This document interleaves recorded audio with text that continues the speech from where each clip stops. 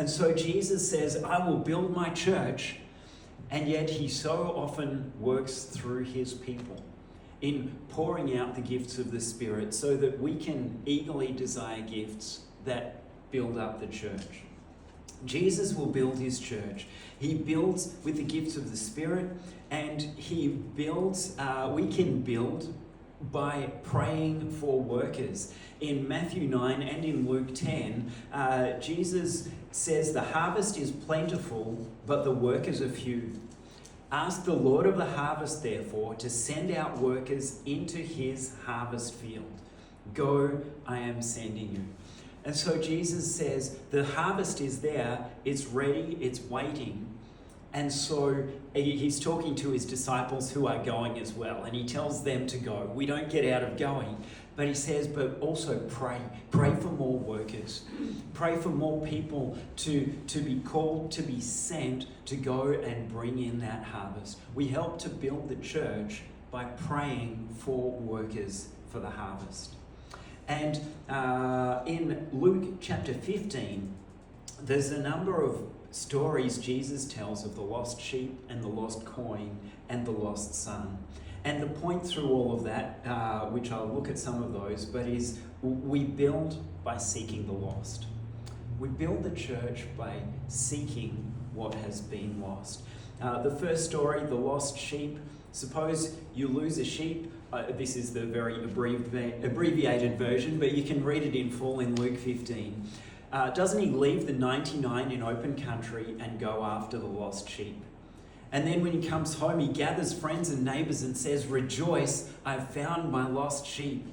In that same way, there will be more rejoicing in heaven over one sinner who repents than over 99 righteous persons who do not need to repent. Jesus is saying it's worth risking the 99 to go and seek and search out the one. Or the 99 you can maybe leave entrusted in someone else's care for a bit, but go and seek and search out that one. It's worth it. There's rejoicing, more rejoicing over that one lost one who is returned than the 99 who never went away. The next part of that story, a woman has 10 silver coins and loses one. Doesn't she light a lamp, sweep the house, search carefully until she finds it? And when she does, she calls her friends and neighbors and says, rejoice with me, I've found my lost coin.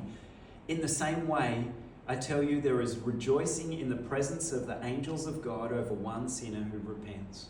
When that coin is lost, turn things over, clear out the house, disrupt what you're used to go and try and find what was lost, because it's worth it. There's rejoicing in that. And then finally, the parable of the lost son, or the prodigal son, as we know it perhaps a little more. And so a young son asks for his share of the estate. He goes off and squanders it all. He eventually comes to his senses, living in poverty, and decides he's going to come back home and beg to just be a servant. But while he was still a long way off, his father saw him and was filled with compassion. He ran to his son, threw his arms around him and kissed him. I love that. The first interaction, the father was watching for the son. The father was watching to welcome back his son. He didn't wait for any explanation or apology. The son was ready to give it and did give some of that, but the father was just looking and ran to his son and threw his arms around him and kissed him before any apology or explanation. It was just, it's so good that you're home. We build the church by welcoming people back, by embracing, by throwing open our arms and welcoming and celebrating. This son was dead, is alive again, was lost and is found, so they began to celebrate.